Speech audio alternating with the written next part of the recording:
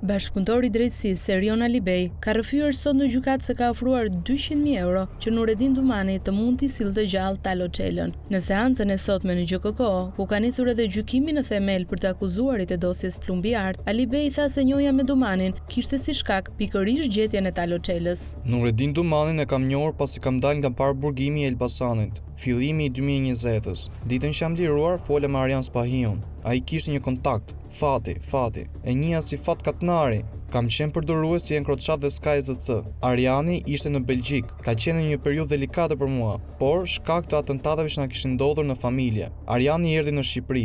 Arjani më tha se bëhej fjalë për Dumanin që kishte dashur të më takonte. Unë kisha hedhur fjalë që për Talo Çelën jepja 100.000 euro për ta vrarë dhe 200.000 për të ma sjellë të gjallë. Do bëhej takimi me Nureddinin. Unë i dhash një makinë Arjanit. Ka qenë një C-klasi zi. Shkon e merr Nureddinin në Katun të ri, ishte akşam. Vjen Nureddini, unë dija gjithë shka mbi Nureddinin.